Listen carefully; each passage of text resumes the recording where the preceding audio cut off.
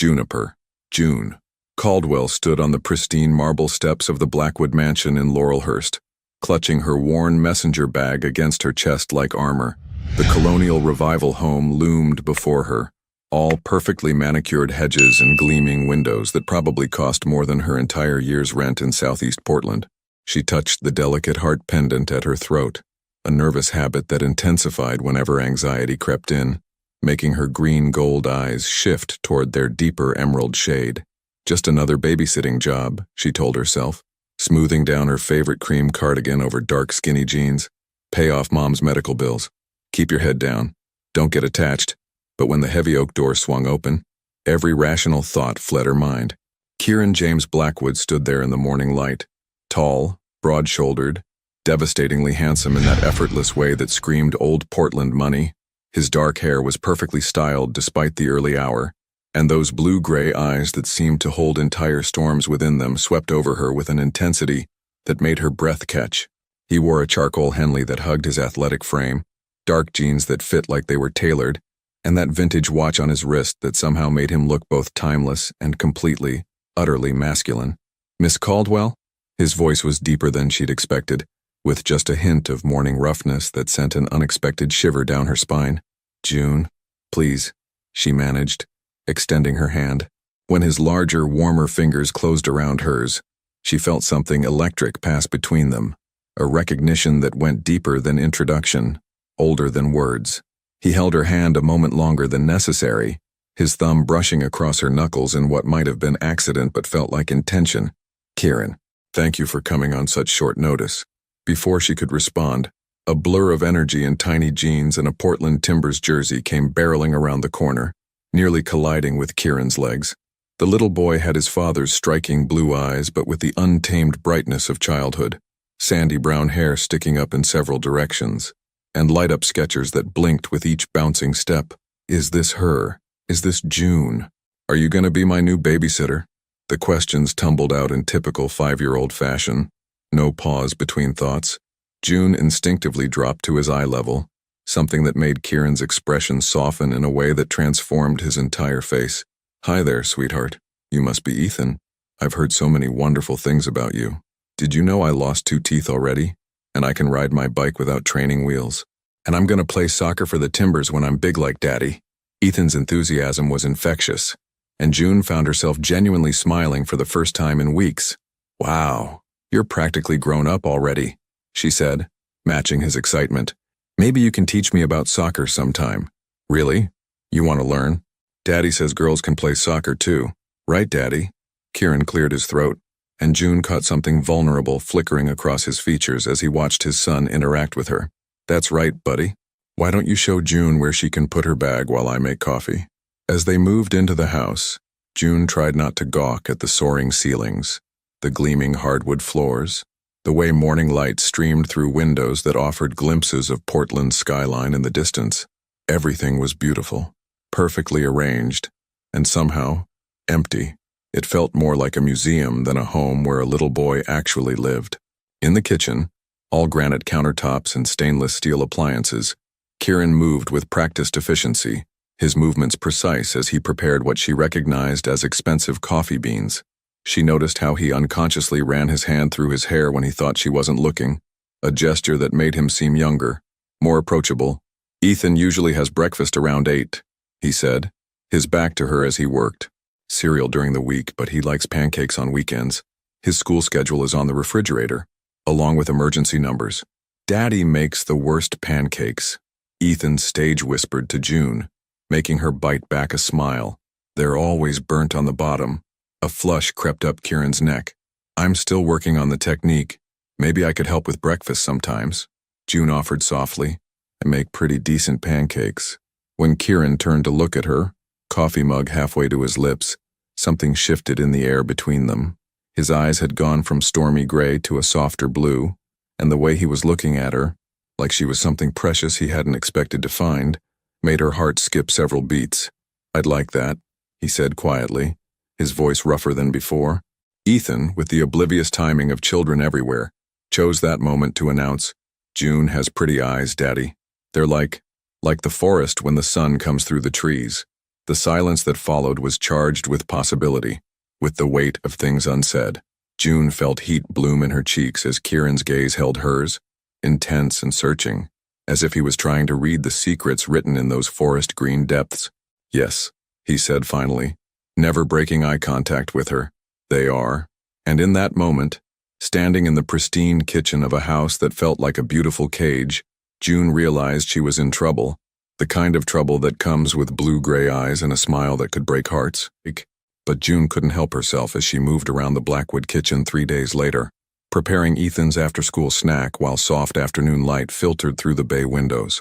The melody of "You Are My Sunshine" escaped her lips unconsciously as she arranged apple slices into a smiley face, something her own mother used to do during the lean years when creativity mattered more than abundance.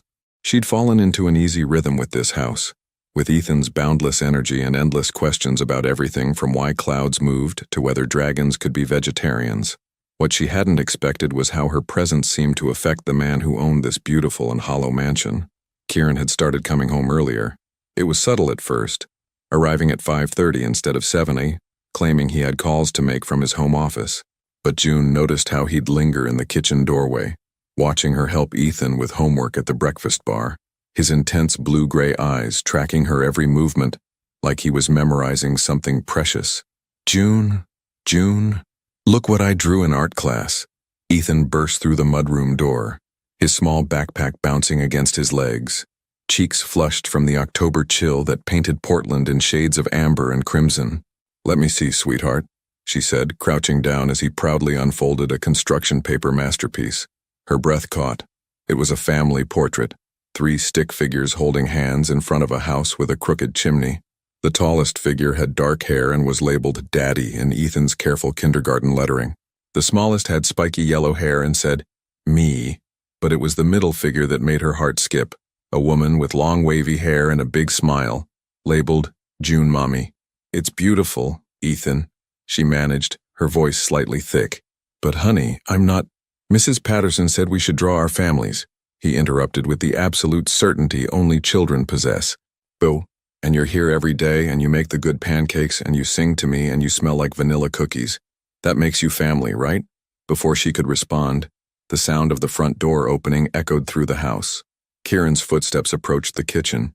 She'd learned to recognize his confident stride, the way he paused to hang his keys on the hook by the garage entrance, the soft thud of his laptop bag hitting the console table.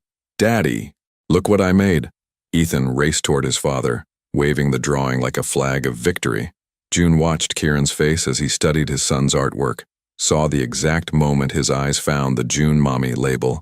His jaw tightened almost imperceptibly, that hand running through his perfectly styled hair. A tell she was beginning to recognize meant he was struggling with something he couldn't control.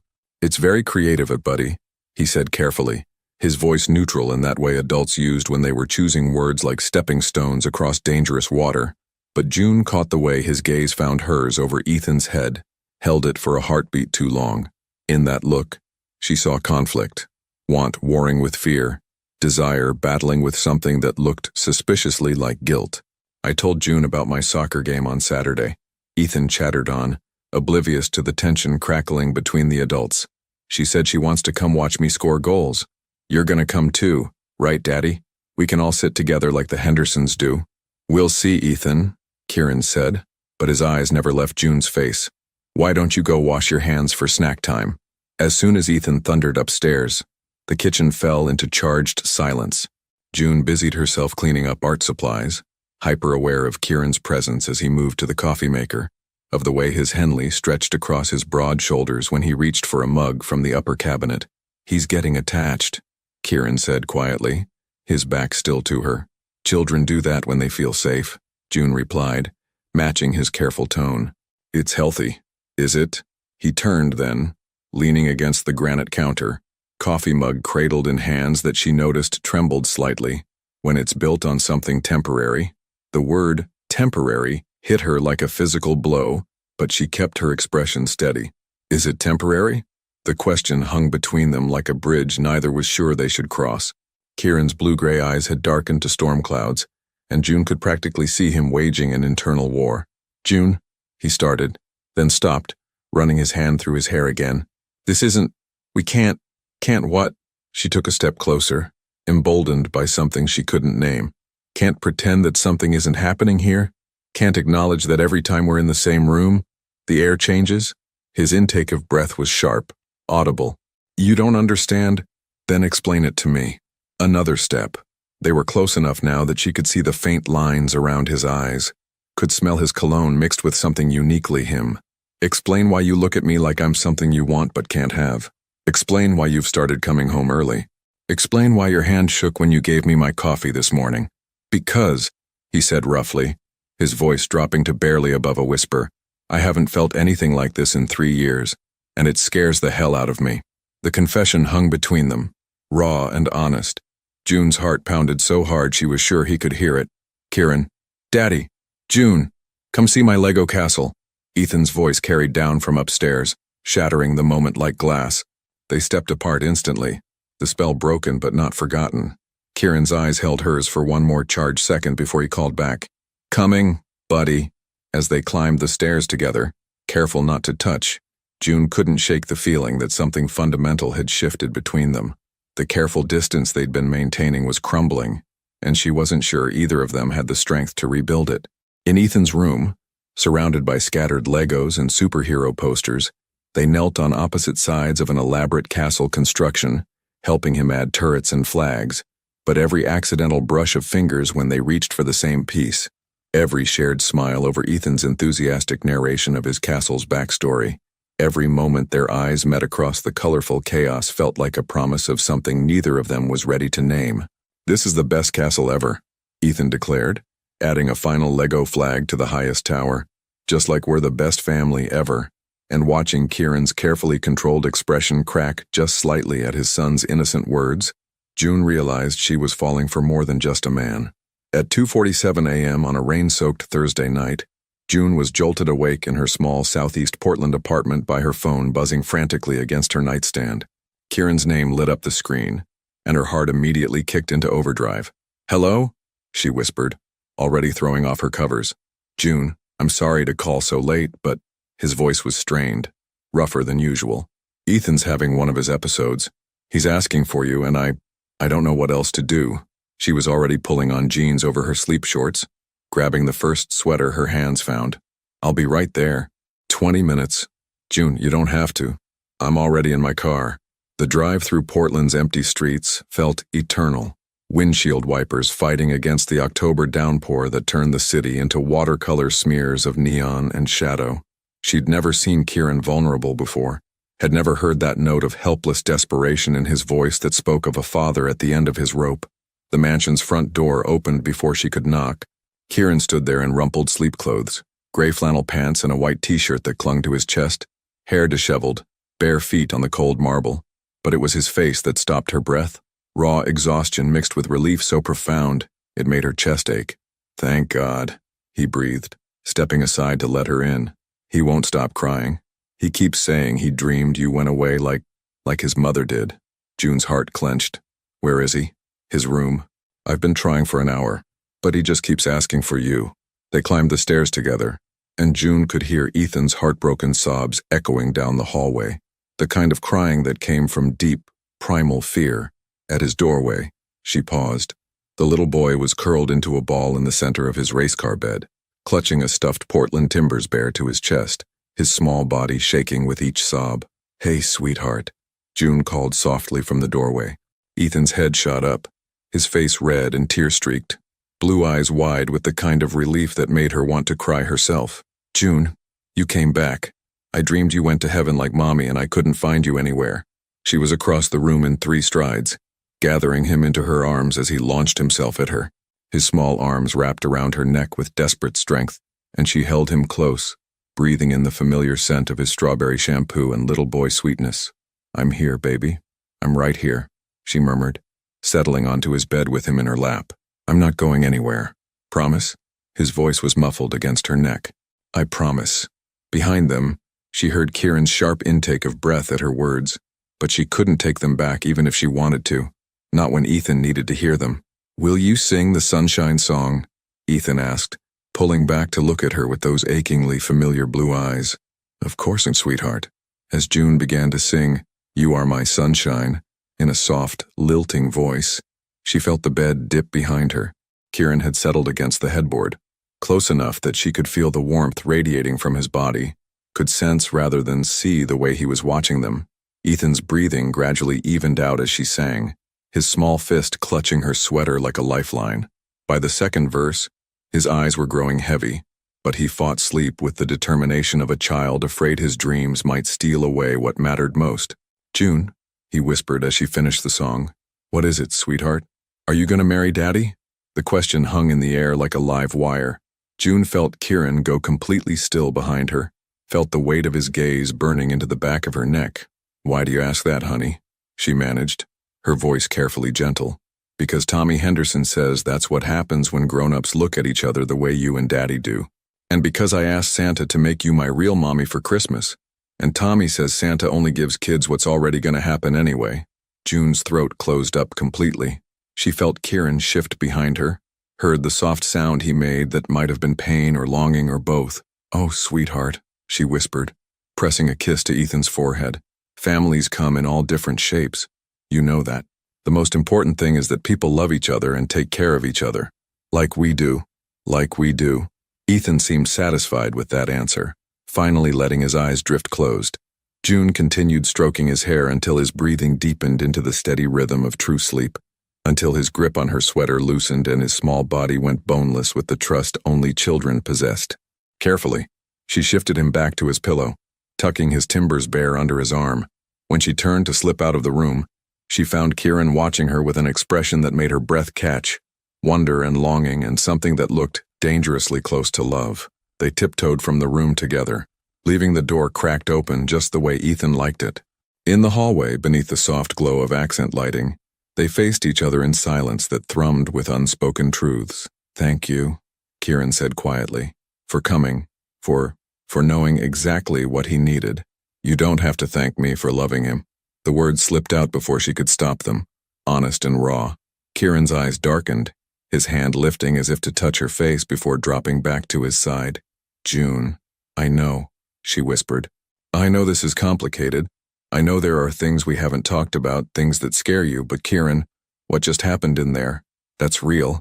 This thing between us, the way Ethan feels safe with me, the way you look at me like I'm something precious you're afraid to touch, all of it is real." "It is real," he admitted, his voice rough with emotion. "That's exactly why it terrifies me." They stood there in the hallway of his beautiful, lonely house, close enough to touch but separated by invisible walls built of grief and fear, and the weight of promises made to ghosts. "I should go," June said finally, though every cell in her body screamed to stay. "Should you?" The question was barely a whisper, but it carried the weight of everything they weren't saying. "Kieran," she reached out without thinking, her fingers brushing against his hand. The contact sent electricity shooting up her arm, and she saw him feel it too in the way his pupils dilated, the way his breathing hitched. "Stay," he said suddenly, the word tumbling out like he hadn't meant to say it. "I mean, it's late, and it's raining, and you shouldn't drive when you're this tired. The guest room? Okay," she breathed, knowing they were both using exhaustion as an excuse for something neither was brave enough to name. "Okay." But as Kieran showed her to the perfectly appointed guest room across the hall from his own, as he lingered in the doorway watching her with eyes that held promises he wasn't ready to make, June realized that staying the night would change everything. Between the June woke in the guest room to the sound of Portland rain, still pattering against the windows, and the rich aroma of coffee drifting upstairs. For a moment, she lay still in the unfamiliar bed, surrounded by cream-colored linens that probably cost more than her monthly rent, trying to process the magnitude of what had happened the night before. Not just Ethan's nightmare, though that had been heartbreaking enough. It was the way Kieran had looked at her in the hallway afterward, like she was salvation and temptation wrapped in worn flannel pajamas. The way he'd asked her to stay with a vulnerability that cracked her heart wide open. Padding downstairs in her rumpled clothes from the night before, she found the kitchen empty but warm, a fresh pot of coffee waiting alongside a note written in Kieran's precise handwriting. Had to run to an early meeting. Ethan's still sleeping. School doesn't start for 2 hours. Help yourself to anything. The K at the end was somehow intimate, like a secret between them. June poured herself coffee in one of his expensive mugs, cradling it as she wandered toward the window overlooking the garden. The morning light caught her reflection in the glass. Auburn hair mussed from sleep, wearing yesterday's jeans and the soft gray sweater that still smelled faintly of Ethan's tears and her own vanilla perfume. She looked like she belonged here. The thought terrified and thrilled her in equal measure. A soft thud from Kieran's home office drew her attention. Probably just a book falling. But when she went to check, she found the leather-bound journal that had tumbled from his desk lying open on the hardwood floor, pages scattered by the morning breeze from a cracked window. "Don't look," her conscience whispered. "This is private." But her eyes had already found her own name written in Kieran's careful script, and she was lost. October 15th. I caught myself watching June make pancakes this morning, mesmerized by the way she moves around my kitchen like she's always belonged there. She was humming something soft under her breath, and when she turned to flip them, flour dusted across her cheek like stardust. I wanted to brush it away. I wanted to kiss her until neither of us could remember why we're supposed to keep pretending this isn't happening. June's breath caught, her heart hammering against her ribs as she carefully gathered the scattered pages. October 18th. Ethan asked me today if I think June is pretty. "She's beautiful, Daddy. Like a princess, but better because she makes the good cookies. Out of the mouths of babes. She is beautiful. Not just her face, though those green gold eyes haunt my dreams. It's the way she loves my son like he's her own. The way she brings light into corners of this house that have been dark for 3 years. I'm falling for her, and I don't know how to stop." Her hands trembled as she turned another page. October 20th. I have to let her go. Sarah's been gone 3 years, and I thought I'd found peace with that. But June makes me want things I swore I'd never want again. Messy Sunday mornings in bed, someone to share the small moments with, a partner in this life I'm building with Ethan. She makes me want to be brave again. But what if I love her and lose her too? What if I let Ethan get attached and she leaves? I can't survive watching my son's heart break the way mine did. I can't survive my own heart breaking again.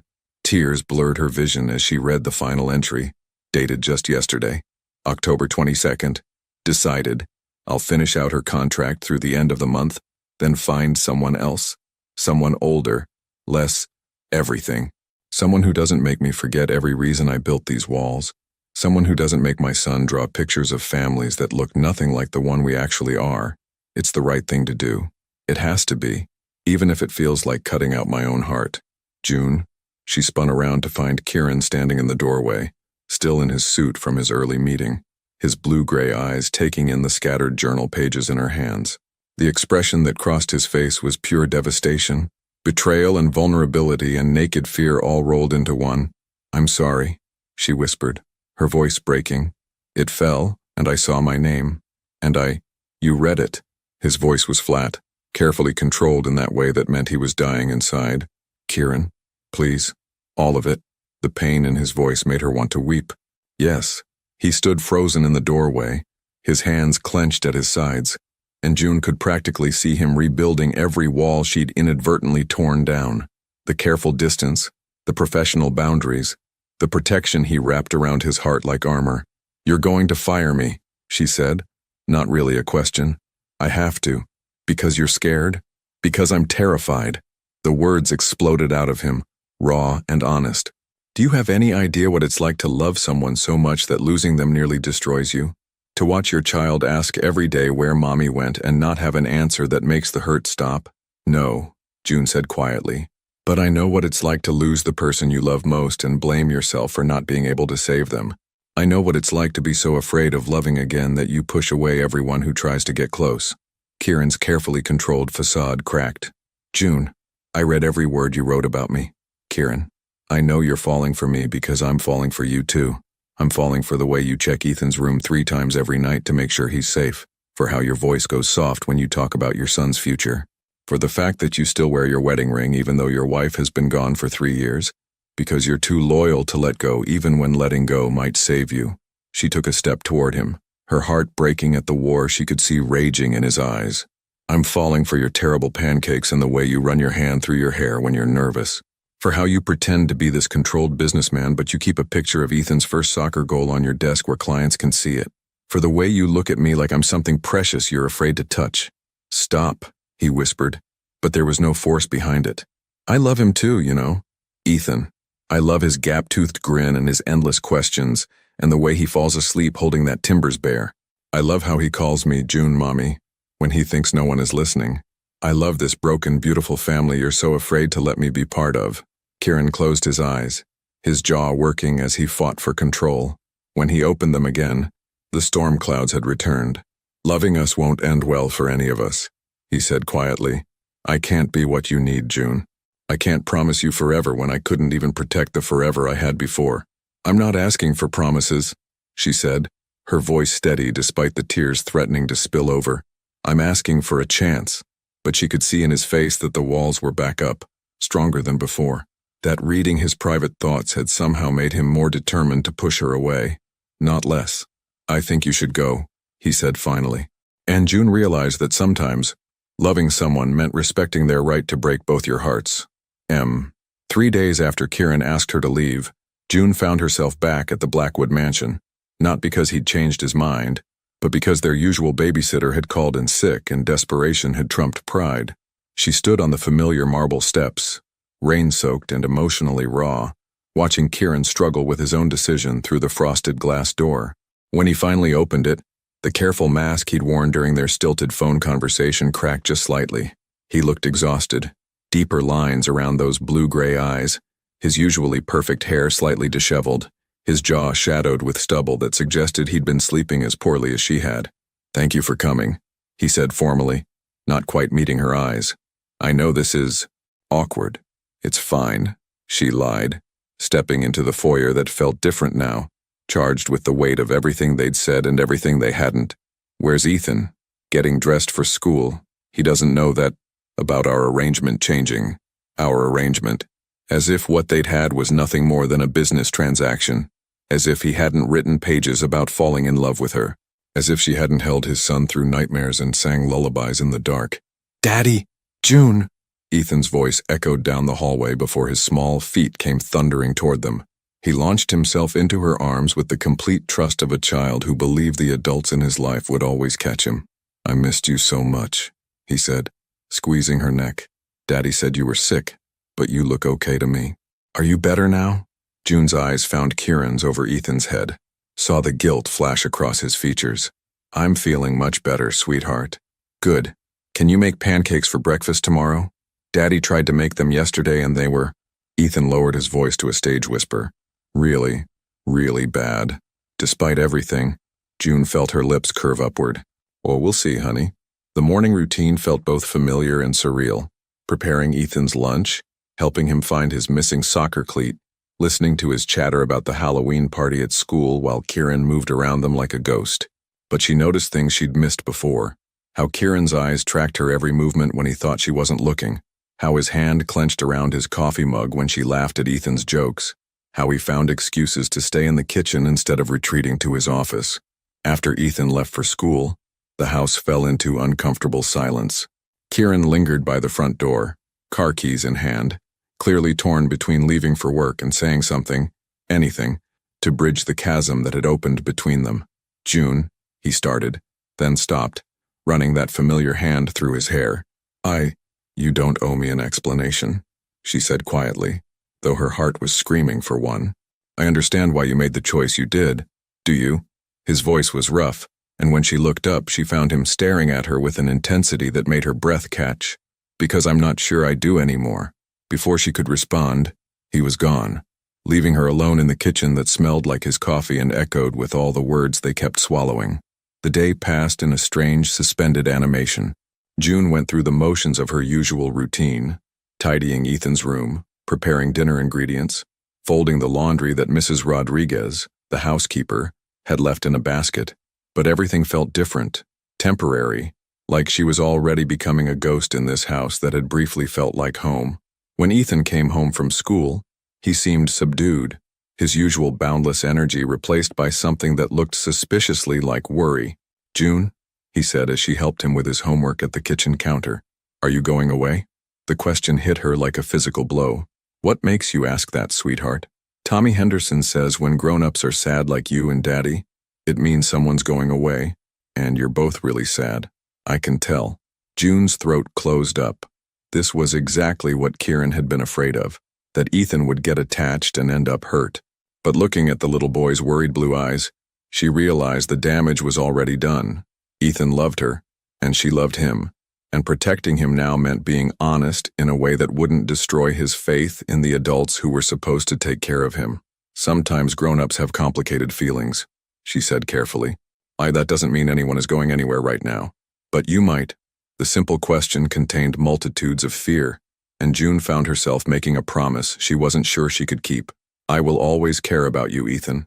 No matter what happens, no matter where I am, you will always be special to me. Okay? He seemed satisfied with that answer, but June noticed he stayed closer to her than usual for the rest of the afternoon, as if proximity could prevent whatever change he sensed coming. When Kieran came home that evening, June was in the living room reading to Ethan, both of them curled up on the massive sectional sofa. She felt rather than saw him pause in the doorway, felt the weight of his gaze as she finished the story about a brave little mouse who learned that sometimes the scariest adventures led to the most beautiful discoveries. Daddy! Ethan scrambled off the couch and ran to his father. June read me 3 stories, and we made cookies shaped like pumpkins, and she helped me practice my soccer kicks in the backyard. That sounds like a perfect day, buddy, Kieran said, his voice carefully neutral, but his eyes found June's across the room with an expression she couldn't quite read. During dinner, the undercurrents of tension were impossible to ignore. Ethan chattered about his day, oblivious to the way his father and June moved around each other like opposing magnets, drawn together but forced apart by invisible barriers. Every accidental brush of fingers when passing dishes sent electricity crackling between them. Every shared smile over Ethan's silly jokes felt like a betrayal of the distance they were supposed to be maintaining. After Ethan's bath and bedtime routine, June gathered her things to leave. She was slipping on her cardigan in the foyer when Kieran appeared, moving toward her with purpose. Wait, he said, his voice strained. We need to talk. I don't think that's a good idea. June, please. I've been thinking all day about what you said, about what I wrote in that journal, about what this is doing to all of us. She turned to face him fully, her heart hammering. And I think I'm making the biggest mistake of my life. The confession hung between them like a bridge made of gossamer, beautiful and fragile and terrifying to cross. What are you saying, Kieran? I'm saying that pushing you away isn't protecting Ethan. It's hurting him, and it's destroying me. His voice cracked on the last word. I'm saying that maybe loving someone is worth the risk of losing them. And maybe, June whispered, taking a step toward him, you won't lose me at all. But before either of them could say another word, before they could cross that fragile bridge between fear and hope, Ethan's voice called down from upstairs. Daddy? June? I had the bad dream again. And June realized that some conversations would have to wait for hearts brave enough to. June and Kieran rushed upstairs together, their almost conversation forgotten in the face of Ethan's distress. But when they reached his room, they found something different than the previous nightmare.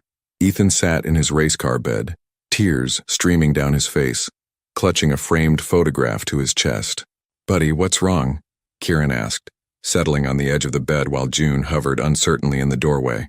I found this in the closet when I was looking for my Halloween costume. Ethan sniffled, holding up the photograph. It was a picture of a beautiful blonde woman with kind eyes, holding a much younger Ethan on her lap. Sarah, I miss her, Daddy, but I don't remember her voice anymore, and that makes me sad. June felt her heart crack wide open. She started to back away, feeling like an intruder on this private moment of grief, but Ethan's voice stopped her. June, don't go, please. Kieran's eyes met hers across the room, and something passed between them. Permission, understanding, the acknowledgement that this moment was bigger than their fears. She crossed to the bed and sat on Ethan's other side, her presence bookending his small form between the 2 adults who loved him most. Tell me about her, June said softly, looking at the photograph. Tell me about your mommy. Ethan's face brightened slightly. She made the best chocolate chip cookies in the whole world, and she sang to me every night, just like you do. And Daddy says she had the most beautiful laugh. She did, Kieran said quietly, his voice thick with emotion. Oh, it sounded like music. And she would have liked June, right, Daddy? Ethan asked with the innocent directness that only children possessed. Because June is nice and pretty and she takes good care of us. June watched Kieran struggle with the question, saw the war playing out across his features. When he finally spoke, his voice was barely above a whisper. Yes, buddy. She would have loved June very much. The simple statement hit June like lightning. Not liked, loved. As if loving her was inevitable, as natural as breathing. "Can I tell you a secret?" Ethan said, looking between them with serious blue eyes. "Sometimes I pretend that Mommy sent June to take care of us. Like maybe she asked the angels to find someone really special who would love us the right way." Kieran made a sound that might have been a sob or a laugh or both. "Ethan, I think that's a beautiful way to think about it," June said softly, smoothing down Ethan's hair. "And I think your mommy would be so proud of what a wonderful, loving little boy you are." "June?" Ethan's voice was getting sleepy now, the emotional storm beginning to pass. "Will you stay again tonight? I sleep better when you're here." Before June could answer, Kieran spoke. "She can stay as long as she wants to, buddy." The weight of those words settled between them like a promise, like hope taking root in the darkness. After Ethan fell asleep, they found themselves in the hallway again, but this time the silence felt different, charged with possibility instead of regret. "He's right, you know," Kieran said quietly, "about Sarah sending you to us. I've been thinking about it since I found that journal entry you read. The timing of everything. You answering my ad exactly when we needed you most. The way you fit into our lives like you were always meant to be here." "Kieran, let me finish. Please." He took a step closer, close enough that she could see the silver threading through his dark hair, could count the flecks of blue in his gray eyes. "I've been so afraid of dishonoring Sarah's memory by falling in love again. But what if loving you is exactly what she would have wanted? What if pushing you away is the real betrayal?" June's breath caught. "What are you saying?" "I'm saying that I love you." The words tumbled out of him like they'd been dammed up too long. "I love the way you make dinosaur pancakes and sing off-key in the shower. I love how you remember that Ethan likes his sandwiches cut into triangles, and that you always check his backpack twice because he forgets his library books. I love that you argue with me about sustainable business practices over dinner, and that you cry during commercials with puppies. You love that I cry during puppy commercials." Despite the tears threatening to spill over, June felt her lips curve upward. "I love everything about you." His voice dropped to a whisper. "I love you so much it terrifies me. But I'm tired of being scared. I'm tired of pretending that what we have isn't the most real thing I've felt in 3 years." "I love you too," she whispered back. "I love your terrible pancakes and your protective streak and the way you still say goodnight to Sarah's picture when you think no one is looking. I love that you're teaching Ethan to be brave and kind and that you worry about whether you're doing enough, even though you're the most devoted father I've ever met."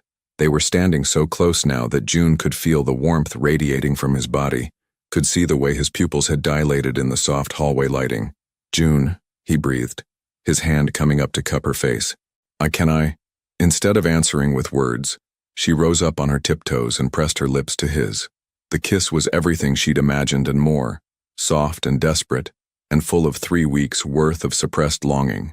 His arms came around her waist, pulling her closer as her hands tangled in his hair, and for a moment the whole world narrowed down to this, the taste of him, the feeling of coming home, the rightness of being exactly where she belonged. When they finally broke apart, both breathing hard, Kieran rested his forehead against hers. "I can't promise this will be easy," he said quietly. "I still have moments where the fear tries to take over. There are going to be days when I need you to remind me that loving you doesn't mean betraying her. And I can't promise I won't doubt whether I'm enough for this family, whether I belong in this world," June replied.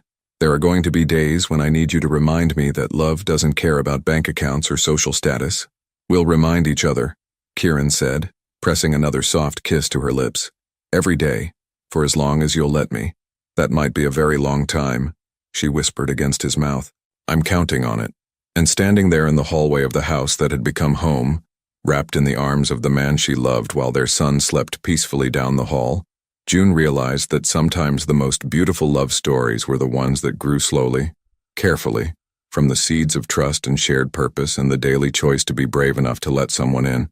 But their story was far from over, and she had no idea that the biggest test of their newfound happiness was just around the corner. Oh, have them.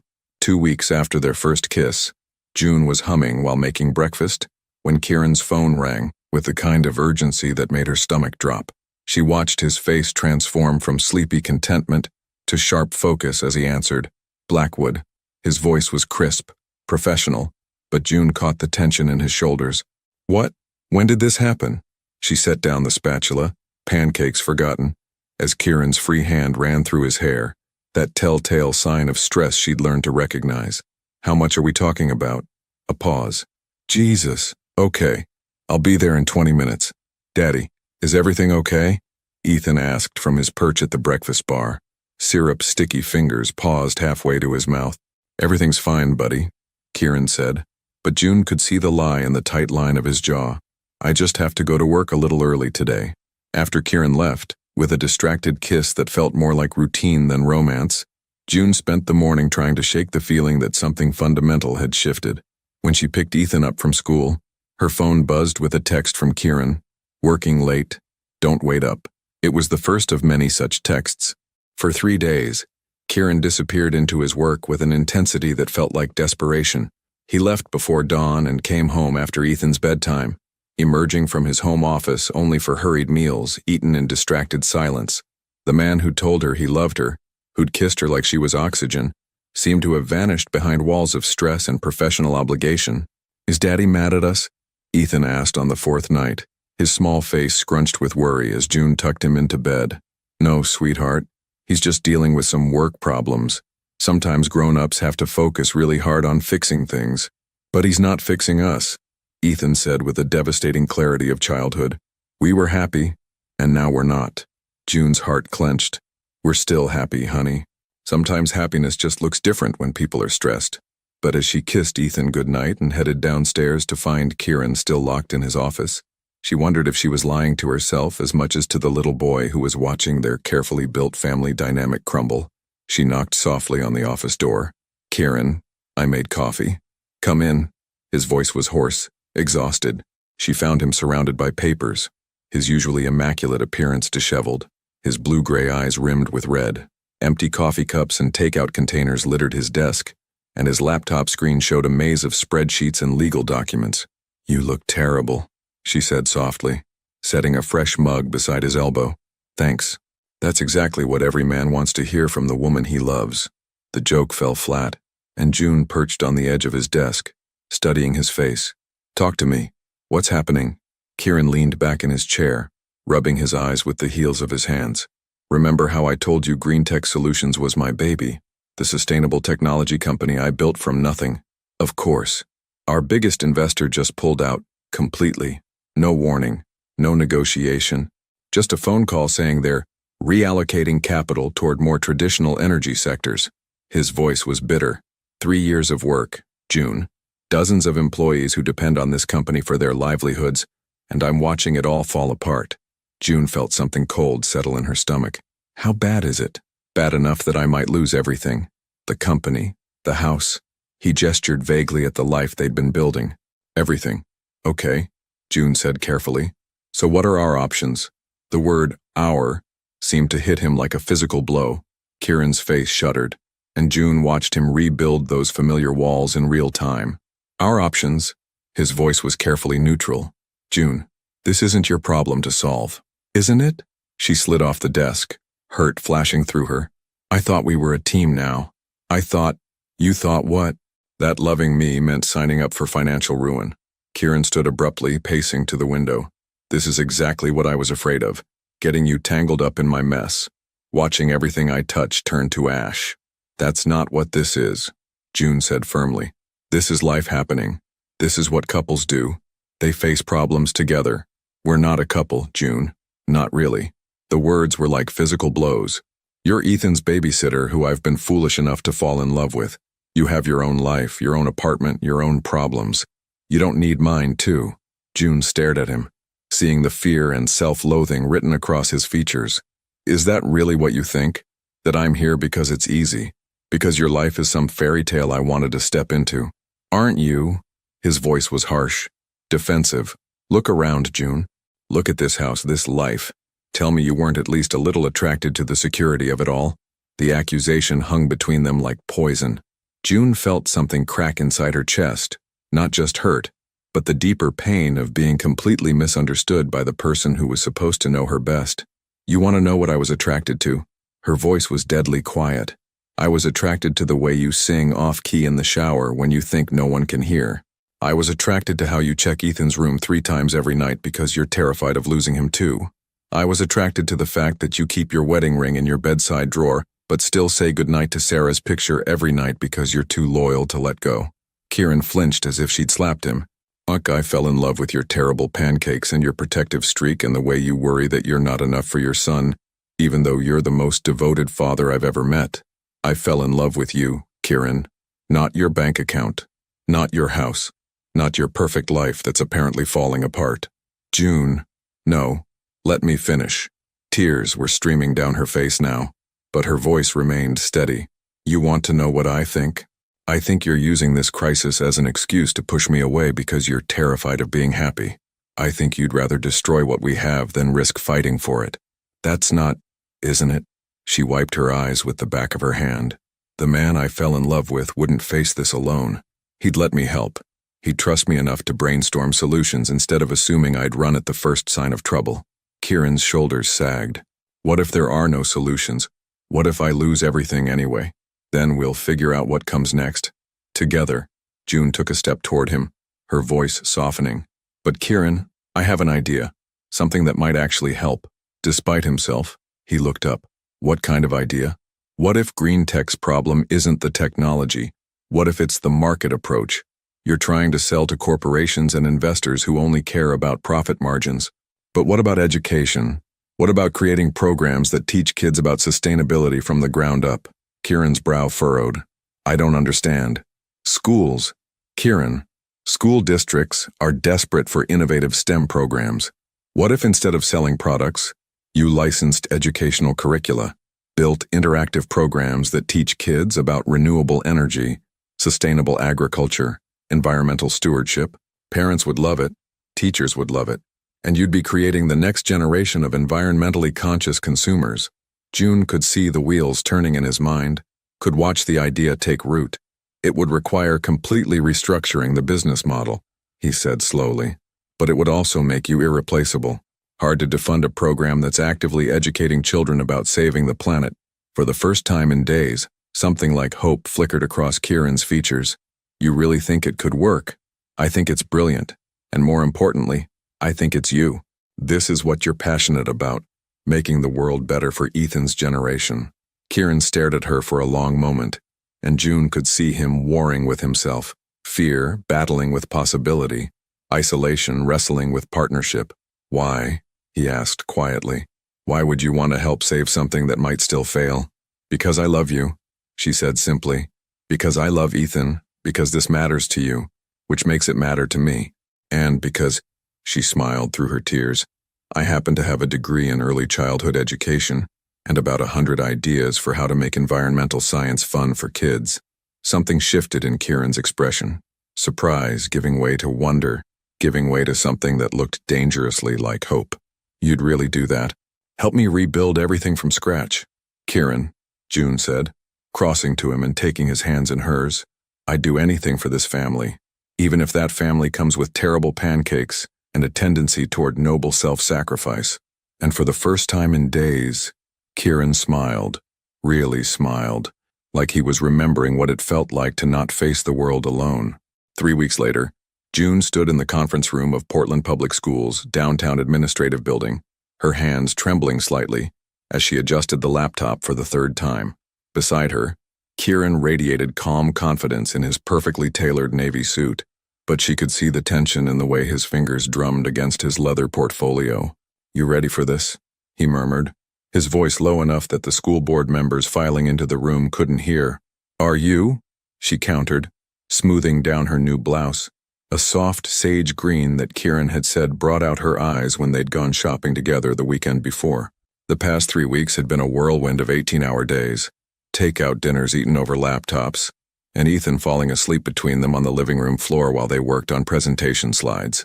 June had thrown herself into the project with the passion of someone who'd finally found where her education degree and her heart intersected.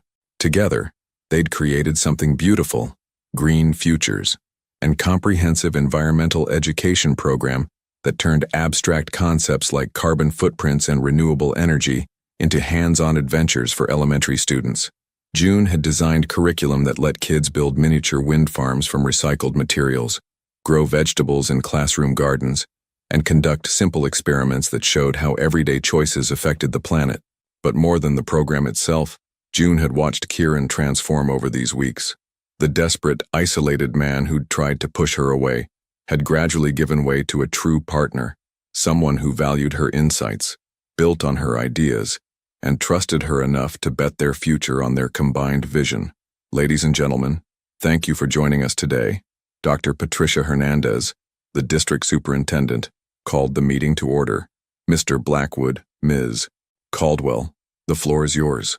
June felt Kieran's hand brush against hers, a brief, steadying touch that sent warmth shooting up her arm. They'd rehearsed this presentation dozens of times, but suddenly facing a room full of educators who held their future in their hands made her mouth go dry. "Good morning," Kieran began, his voice carrying the confidence she'd fallen in love with. 3 months ago, my company was facing bankruptcy, not because our technology wasn't sound, but because we'd been thinking too small. We were trying to sell products when what the world really needs is a fundamental shift in how we think about our relationship with the environment. He clicked to the first slide, a photograph of Ethan in their backyard, proudly holding a tomato he'd grown in the garden bed June had helped him plant. "This is my son, Ethan. He's 6 years old, and like most kids his age, he learns best when he can touch, build, and discover for himself." When June, Miss Caldwell, suggested we pivot toward education, she wasn't just offering a business solution. She was offering a generational one. June stepped forward, her nervousness transforming into the passion that had driven her to become a teacher in the first place. Children are natural scientists and environmental stewards. They want to understand how things work, why the planet is changing, and what they can do to help. But traditional environmental education often focuses on problems without empowering solutions. She clicked to the next slide. Children's artwork showing wind turbines, lined solar panels, and gardens, all drawn with the boundless optimism of youth. Green Futures changes that. Instead of telling children that the planet is in crisis, we show them that they're part of the solution. Every lesson includes a hands-on project, a take-home experiment, and a family challenge that extends learning beyond the classroom. For the next 20 minutes, they walked the board through their vision. June demonstrated the tablet app that would let students track their family's energy usage and compare it with classmates. Kieran explained the partnership potential with local farmers and renewable energy companies. Together, they painted a picture of education that was immediate, relevant, and hopeful. The pilot program would begin with 5 elementary schools, June concluded, her confidence growing with each nod she saw around the table.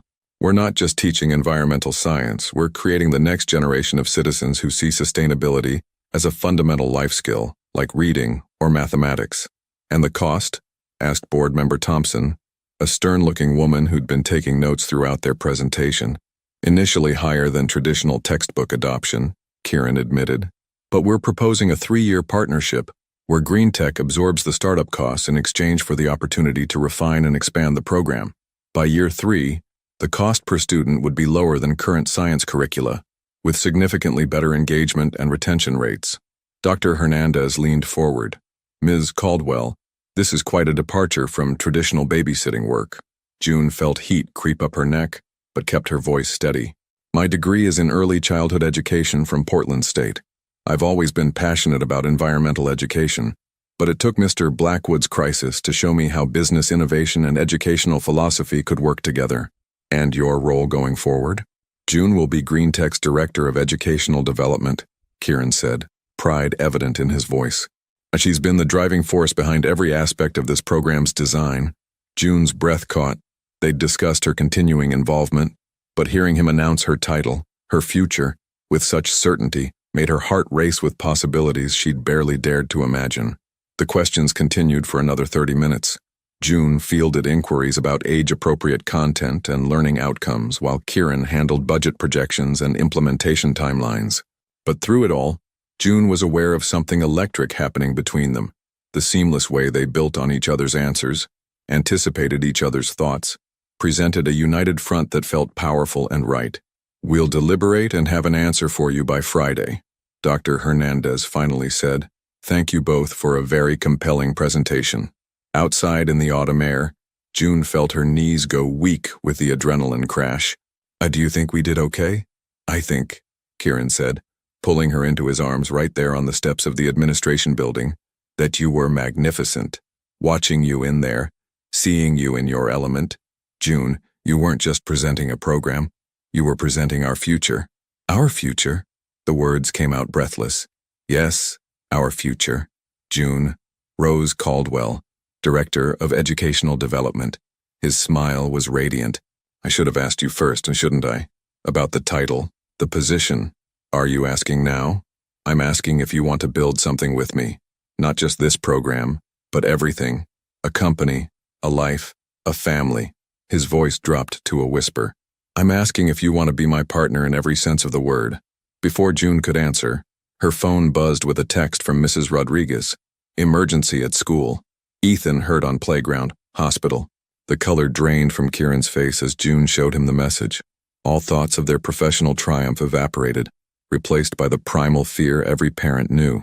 Dernbecker Children's Hospital, Kieran said, already moving toward his car. We need to go. Now. As they raced through Portland's afternoon traffic, June's mind spun with horrible possibilities. But underneath the fear was something else. A fierce, protective love for the little boy who'd taught her what it meant to be part of a family, and an absolute certainty that whatever they found at the hospital, they would face it together. He's going to be okay, she said, reaching over to squeeze Kieran's white-knuckled grip on the steering wheel. How can you know that? Because he's got the two people who love him most in the world rushing to his side, June said firmly. Because he's strong and brave and surrounded by people who would do anything to protect him. And as they pulled into the hospital parking lot, June realized that somewhere between the business crisis and the presentation and the terrifying phone call, she'd stopped thinking of herself as Ethan's babysitter, or even Kieran's girlfriend. She'd become exactly what Ethan had always seen her as, part of the family, for better or worse, in sickness and in health. June paced the pediatric emergency room waiting area while Kieran sat rigidly in an uncomfortable plastic chair, his hands clenched so tightly his knuckles had gone white. They'd been here for 2 hours, and the only information they'd received was that Ethan had fallen from the monkey bars during recess and hit his head. Mr. Blackwood, a doctor in mint green scrubs, finally approached, her expression carefully neutral. I'm Dr. Kim. I've been treating your son. How is he? Kieran was on his feet instantly, his voice rough with barely contained fear. He has a mild concussion and some bruising, but the CT scan was clear. No fractures, no internal bleeding. He's going to be fine, but we'd like to keep him overnight for observation. June felt her knees nearly give out with relief. Beside her, Kieran sagged as if someone had cut the strings holding him upright. Can we see him? June asked, surprised by how natural it felt to include herself in the we. Dr. Kim's eyes flicked between them. Are you both parents? The question hung in the air like a challenge. June started to step back, to clarify that she was just the babysitter, but Kieran's hand found hers and held tight. Yes, he said firmly. We're both his parents. Something warm and fierce bloomed in June's chest at those words. Not, she's his babysitter, or, it's complicated. Just the simple, powerful truth that family wasn't always about biology. Dr. Kim nodded. Room 314. Fair warning, he's a little loopy from the pain medication and he's been asking for someone named June Mommy nonstop. They found Ethan propped up in a hospital bed that made him look impossibly small, a white bandage wrapped around his head like a crooked crown. But his eyes were bright and alert, and when he saw them in the doorway, his face lit up like Christmas morning. Daddy! June Mommy! I knew you'd come. His words were slightly slurred but filled with absolute certainty. The nurse said my brain got shook up like a snow globe, but she said it's gonna settle back down. Hey there, brave boy, June said, settling carefully on the edge of his bed while Kieran took the chair beside them. How are you feeling? Kinda dizzy, and my head hurts. But guess what? I got to ride in an ambulance. It had flashing lights and everything. Ethan's enthusiasm was dampened only slightly by exhaustion. I told the paramedic man that my June Mommy would be really worried, but that my daddy would know what to do because he's the smartest daddy in the whole world. June felt tears prick her eyes. Even hurt and scared, Ethan's first thoughts had been about his family, about them. You scared us, buddy, Kieran said, his voice thick. When we got the call, I'm sorry, Daddy. I was trying to go across the monkey bars like the big kids do. Tommy Henderson said I was too little, but I wanted to show him I'm brave like you and June. You are brave. June said softly, smoothing his hair back from the bandage. But sometimes being brave means knowing when something might be too dangerous. I know. The doctor lady told me the same thing. Ethan yawned hugely. Are you going to stay here with me tonight? I don't want to be by myself. Wild horses couldn't drag us away, Kieran said, and June could hear the absolute truth in his voice. As Ethan's eyes grew heavy with medication and exhaustion, June found herself studying Kieran's face in the harsh hospital lighting. The terror of the afternoon had stripped away all his careful control, leaving something raw and vulnerable in its place. I couldn't breathe, he whispered once Ethan had fallen asleep. When I got that call, I literally couldn't breathe. All I could think about was losing him too, and how I'd never survive it. But you didn't lose him, June said quietly. He's right here, and he's going to be fine. This time, Kieran's voice cracked. But what about next time? What about when he wants to play football or drive a car or do any of the 1,000 dangerous things kids do? How do I protect him from everything without wrapping him in bubble wrap? June reached over and took his hand, the same way every parent does. You teach him to be careful, you give him the tools he needs to make good decisions, and then you trust that the love you've given him will guide him when you can't be there. And what if that's not enough? Then you'll handle whatever comes, just like you handled today. Just like you've handled everything since Sarah died. June squeezed his fingers. Kieran, you're not doing this alone anymore. You know that, right? He looked at her then, really looked at her, and something shifted in his expression. When the doctor asked if we were both his parents, you didn't correct me. No, I didn't. Why? June took a shaky breath. Because in every way that matters, I am his mother. I love him like he's my own. I worry about him. I'm proud of him. I want to protect him from everything that might hurt him. When I got that text today, my heart broke just as much as yours did. June, and I love you, she continued, the words tumbling out in a rush. I love you so much that sometimes I can't believe this is real. I love your dedication to being the best father you can be. I love how you still talk to Sarah's picture when you think no one is listening, because it shows me the kind of man you are, loyal and loving and true. I love that you're teaching Ethan to be brave and kind, and that you worry about whether you're doing enough even though you're already doing everything right. Kieran's thumb traced over her knuckles. I love you too, and watching you with him today, seeing how naturally you stepped into the role of his mother. June, I can't imagine our lives without you anymore. Good, she said, managing a watery smile, because I'm not going anywhere, even when he's a teenager and we're both pulling our hair out. Especially then. They sat in comfortable silence for a while, watching Ethan sleep, listening to the steady beep of monitors that confirmed he was safe and whole. Outside the window, Portland's city lights twinkled like earthbound stars, and June felt something settle deep in her chest, a sense of rightness, of being exactly where she belonged. June? Kieran's voice was soft, hesitant.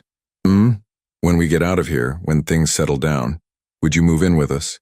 Officially, I mean, not as Ethan's babysitter, but as, he seemed to struggle for the right words. As your family, June finished for him. As my family, he agreed. As the woman I want to wake up next to every morning and fall asleep holding every night. As Ethan's mother in every way that matters. As my partner in building this crazy, beautiful life we've stumbled into. June felt tears spill over, but they were happy tears, the kind that came from dreams finally becoming reality. Yes, she whispered. Yes to all of it, and as if summoned by their quiet joy, Ethan stirred in his hospital bed, blinking sleepily at them. Are you guys talking about mushy stuff? He asked, his voice thick with medication but tinged with amusement. Maybe a little, Kieran admitted, smiling. Good, Ethan said seriously. Tommy Henderson says when grown-ups talk about mushy stuff, it means they're gonna get married and live happily ever after. June and Kieran exchanged a look over his head, a look full of possibility and promise and the kind of love that could weather any storm. Tommy Henderson, June said, settling back into her chair with a smile. Sounds like a very smart boy. And in the soft glow of the hospital room, surrounded by the steady sounds of healing, their little family of 3 finally became what Ethan had always known they were meant to be. Complete. June woke on Christmas Eve in the master bedroom of the Blackwood mansion, their bedroom now, to the sound of excited whispers and tiny feet thundering down the hallway. Beside her, Kieran stirred, his arm tightening around her waist as consciousness slowly returned. Do you think he's been up since 4 a.m. again?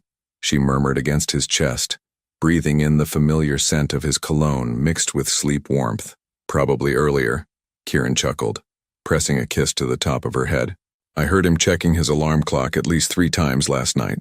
They'd been living as a family for 2 months now, and June still sometimes marveled at the simple miracle of waking up in Kieran's arms, of sharing coffee and quiet morning conversations, of being part of Ethan's bedtime routine every single night. The transition had been easier than any of them had expected, as if the missing pieces of their lives had finally clicked into place. The Green Futures program had been approved unanimously by the school board, with implementation beginning in January. June's official office was a converted bedroom down the hall, but most of their best work still happened at the kitchen table, ideas flowing between them like music while Ethan built elaborate Lego constructions around their laptops. "Daddy, June, Santa came." Santa really came. Ethan burst through their bedroom door like a small tornado in flannel Christmas pajamas, launching himself onto their bed with the boundless energy of a 6-year-old on Christmas morning. He ate all the cookies we left, and he left a note, and there are presents everywhere under the tree. Can we open them now? Please, please. Good morning to you too, sweetheart. June laughed, pulling him down for a hug. The bandage from his concussion had been gone for weeks, but she still found herself checking his eyes every morning, still felt a flutter of protective anxiety whenever he climbed too high or ran too fast. "Buddy, it's 6:30 in the morning," Kieran groaned playfully. "Santa will understand if we need coffee first." "But Daddy, Christmas doesn't wait for coffee." June caught Kieran's eye over Ethan's head and saw the same wonder there that she felt every day, the amazement of a man who'd thought his chance at family happiness was over, only to discover that love could multiply instead of divide. Okay, Kieran conceded, sitting up and ruffling Ethan's hair. "But coffee first, then presents. That's the rule." Downstairs, their Christmas tree sparkled in the living room. Not the perfectly coordinated designer creation that had graced the house in previous years, but a gloriously chaotic family tree. Ethan's handmade ornaments hung beside June's collection of vintage glass bulbs and strings of lights that definitely weren't symmetrical wound around branches, heavy with memories and inside jokes. As Kieran made coffee and June started pancakes, the good kind shaped like reindeer, Ethan regaled them with his detailed inventory of everything Santa had brought. "There's a big box with Daddy's name on it, and a sparkly one for June, and so many presents for me. And look," he held up a card written in what was obviously Kieran's handwriting, though he'd tried to disguise it. "Santa says I've been extra good this year because I helped take care of June when she was sad, and I shared my toys with the kids at school, and I didn't cry too much when I got hurt." June's throat tightened with emotion. In the chaotic rush of blending their lives, she'd sometimes worried that Ethan felt overlooked, that their adult relationship was stealing attention from his needs. But looking at his radiant face, she realized that children were more resilient than adults gave them credit for. All he'd needed was the security of knowing he was loved and wanted, by both of them. "Santa's very wise," June said, flipping a pancake with perhaps more force than necessary to hide the tears threatening to spill over. "June, are you crying because you're happy or because you're sad?" Ethan asked with the direct perception that made adults everywhere uncomfortable. "Happy," she said firmly. "Very, very happy." After breakfast, they settled around the tree for present opening. Ethan tore through his gifts with the enthusiasm of childhood. New Lego sets, books about dinosaurs, a Portland Timbers jersey with his name on the back. June opened her presents from Kieran with careful reverence. A first edition of her favorite romance novel, a delicate silver bracelet engraved with coordinates that she realized were the exact location where they'd first kissed, and a framed photo of the 3 of them from Ethan's soccer game, looking for all the world like they'd always been a family. "Your turn, Daddy." Ethan bounced excitedly as Kieran reached for June's gift, a small wrapped box that looked almost insignificant compared to the pile of torn wrapping paper around them. Kieran unwrapped it carefully, his brow furrowing as he revealed a plain wooden jewelry box. But when he opened it, his breath caught audibly.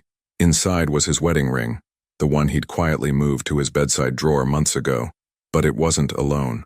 Nestled beside it was a new ring, similar in style but slightly different, and beneath both rings was a small card in June's careful handwriting. "For the love that was, the love that is, and the love that will be."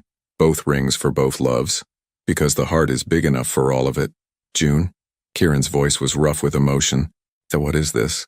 It's a promise, she said softly, aware that Ethan was watching them with the intensity of a child who sensed something important happening. I never want you to choose between loving Sarah and loving me. She was your first love, the mother of your son, and she deserves to be honored. But I want to be your second love, not a replacement, but an addition. Kieran's hands trembled slightly as he lifted the new ring from the box. June, are you? I'm saying that I want to marry you, Kieran James Blackwood. I want to be Ethan's official mother and your wife and the person you build the rest of your life with. I'm saying that love doesn't have to be perfect or simple to be real. Really? Ethan exploded, bouncing on his knees. You're gonna get married. I'm gonna have a real mommy and daddy. This is the best Christmas ever. Kieran was staring at her like she was something miraculous, his blue-gray eyes bright with unshed tears. You want to marry me? I want to marry all of you, June said, reaching over to ruffle Ethan's hair. This whole beautiful, complicated, perfect family. But I don't have a ring for you, Kieran said, sounding almost panicked. I wanted to do this right, with roses and speeches and… Daddy, Ethan interrupted with exaggerated patience. You're not very good at surprises. He scrambled over to the tree and retrieved a small box that had been hidden behind the trunk. June, this is from both of us. We picked it out together, but Daddy made me promise not to tell you until he was ready to be brave. With shaking hands, June opened the box to reveal the most beautiful engagement ring she'd ever seen. Not ostentatious or flashy, but elegant and timeless, with a center stone surrounded by smaller diamonds that caught the Christmas tree lights like captured stars. I've been carrying it around for 3 weeks, Kieran admitted, sliding off the couch to kneel beside her chair. I kept waiting for the perfect moment, the perfect words, but there's nothing perfect about any of this, is there? There's just us, figuring it out as we go, choosing each other every day. Kieran, Juniper Rose Caldwell, he said, his voice steady now. Sure, you walked into our lives and made us remember what it felt like to be a family. You loved my son like he's your own. You saved my company with your brilliant mind, and you somehow made room in your heart for all the messy, complicated pieces of my past. Will you marry me? Will you be my wife and Ethan's mother and my partner in this beautiful chaos we're building together? Yes, June whispered, tears streaming down her face. Yes, 1,000 times yes. As Kieran slipped the ring onto her finger and pulled her down for a kiss that tasted like forever, Ethan launched himself at both of them, wrapping his small arms around their necks in a hug that threatened to topple them all. We're really going to be a family now, he said, his voice muffled against their shoulders. The best family in the whole world. And sitting there on the floor of their living room, surrounded by wrapping paper and the warm glow of Christmas lights, with the man she loved and the child who'd taught her what it meant to be a mother, June realized that Ethan was absolutely right. They were the best family in the whole world. Not because they were perfect, but because they'd chosen each other, flaws and fears and all. Because they'd learned that sometimes the most beautiful love stories weren't about finding your other half, but about finding the people who made you whole. June stood in the garden behind their Laurelhurst home, one hand resting on her gently rounded belly, while the other shielded her eyes from the late afternoon sun. The backyard had been transformed since she'd moved in. What was once a pristine showcase of landscaping perfection was now gloriously lived in, complete with Ethan's soccer goal, a vegetable garden that served as a living laboratory for their Green Futures program, and a swing set that Kieran had spent an entire weekend assembling while muttering creative curses under his breath. Mommy, watch this, 8-year-old Ethan called out, preparing to demonstrate his latest soccer trick. He'd started calling her Mommy naturally, about 6 months after the wedding. The transition so smooth that June sometimes forgot there'd ever been a time when she wasn't simply, completely his mother. I'm watching, sweetheart, she called back, marveling as she did every day at how much he'd grown. The gap-toothed grin had been replaced by adult teeth that were still a little too big for his face, and his sandy hair had darkened to match his father's, but his eyes still held that same bright intelligence and boundless enthusiasm that had captured her heart from the very beginning. The screen door slid open behind her, and she felt Kieran's arms wrap around her from behind, his hands settling over hers on her 5-month pregnant belly. How are my 3 favorite people doing? He murmured against her ear, his voice carrying the contentment that had replaced the shadows that used to live in his eyes. Your daughter has been practicing soccer kicks all afternoon, June said, leaning back against his chest. I think she's going to be as athletic as her big brother. Or maybe she'll be a future environmental scientist like her brilliant mother, Kieran suggested, pressing a kiss to her temple. Dr. Caldwell Blackwood has a nice ring to it. June smiled at the sound of her married name. The wedding had been perfect in its imperfection. A small ceremony in their backyard with Ethan as ring bearer, Sarah's parents in the front row giving their blessing, and June's found family of Portland friends cheering them on. She'd worn her grandmother's vintage dress, carried wildflowers from their own garden, and when Kieran had lifted her veil, she'd seen not just love in his eyes, but peace. "How did the school board meeting go?" she asked, turning in his arms to face him properly. "Green Futures is officially expanding to all Portland elementary schools next year," Kieran said, his grin infectious. "And 3 other districts in Oregon want pilot programs. My wife is officially brilliant." "Our wife," Ethan corrected, appearing at their side with grass stains on his knees and triumph in his voice. "Did you see my kick, Dad? I'm getting really good." "I saw, buddy. That was amazing." Kieran ruffled his son's hair, then glanced at June with the look that still made her heart skip beats. "Actually, I have some news to share with both of you." Something in his tone made June's pulse quicken. "Or good news or concerning news?" "Wonderful news." Kieran's smile was radiant. "Remember how we've been talking about expanding Green Futures nationally? Well, I got a call today from a foundation in California. They want to fund the program in 500 schools across the country." June's hand flew to her mouth. "Kieran, that's incredible. It gets better. They want the headquarters to stay in Portland, with you as the National Director of Curriculum Development. We're not going anywhere. We're just going to impact a lot more kids." "Does this mean we're going to be rich?" Ethan asked with the practical curiosity of childhood. "It means we're going to be able to help a lot more children learn about taking care of our planet," June said, pulling him close. "And yes, it means we'll be financially secure enough that your college fund is definitely safe." "Cool. Can I tell Tommy Henderson that my parents are saving the world?" "You can tell Tommy Henderson whatever you want," Kieran laughed, "as long as you mention that your mom is the real genius behind everything." As the sun began to set over Portland, painting the sky in shades of rose and gold, the 3 of them settled on the back porch steps, soon to be 4 when baby Lily arrived in the spring. June watched Ethan practice his soccer moves in the fading light, while Kieran's hand traced gentle circles on her belly, and felt that familiar swell of gratitude that sometimes threatened to overwhelm her. "Do you ever think about how different things could have been?" she asked quietly. "If you hadn't needed a babysitter, if I hadn't answered your ad, if we'd both been too scared to take chances." "All the time," Kieran admitted. "But then I remember what you taught me, that the best things in life are worth being brave for." "I didn't teach you that," June protested. "You already knew it. You just needed to remember." "We taught each other," he said, pressing another kiss to her temple. "That's what families do." From somewhere in the house, the phone started ringing. Probably another school district wanting information about Green Futures, or maybe June's editor calling about the children's book she was writing about environmental stewardship. Their life was full now, busy and purposeful and rich with the kind of everyday magic that came from building something meaningful together. But for now, in the golden hour light of a Portland evening, with her husband's arms around her and their son's laughter echoing across the yard, June was content to simply exist in this moment of perfect, imperfect happiness. "Daddy, Mommy?" Ethan jogged over to them, slightly out of breath. "When Lily gets here, are we going to teach her about soccer too?" "We're going to teach her about everything," June said, her voice soft with promise. "Sorry, soccer and science and how to make terrible pancakes like your father." "Hey," Kieran protested, but he was laughing.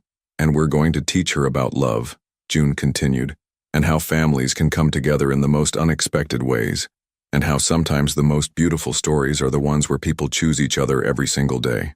"That sounds perfect," Ethan said, settling on the step below them and leaning back against June's legs. "Can we have pancakes for dinner tonight? The good kind that you make, not Daddy's burned ones." "Absolutely," June agreed, running her fingers through his hair, "but only if Dad promises to help and not get in the way." "I make no such promises," Kieran said solemnly, making Ethan giggle. And as the stars began to appear in the darkening Portland sky, the Caldwell Blackwood family headed inside to make pancakes and plans for tomorrow, carrying with them the quiet certainty that whatever challenges lay ahead, they would face them together, with love, with laughter, and with the unshakable knowledge that some families aren't born, they're built, one choice at a time. In the kitchen window, Sarah's photo still sat on the sill where Kieran had placed it years ago, but now it was surrounded by new pictures: wedding photos, Christmas mornings, Ethan's soccer games, ultrasound images of baby Lily, a family gallery that told the story of how love multiplies rather than divides, how the heart stretches to accommodate more joy rather than less. And if someone had asked June in that moment whether she believed in fairy tales, she would have said yes. Not the kind with perfect princesses and flawless happily ever afters, but the real kind, the messy kind, the kind where love is a daily choice and family is what you build with your own 2 hands and an open heart, the kind where sometimes, if you're very brave and very lucky, you get to live happily ever after in the most beautifully ordinary ways. Esar Kwan, would you have the courage to love someone like this? What did you learn from this story about second chances and the true meaning of family? Your participation in our channel is very important. Please leave your opinion in the comments. Thank you for watching. If you enjoyed the story, please subscribe to our channel and leave a comment below, letting us know what you thought. Your feedback and support mean a lot to us. Stay tuned for more exciting stories.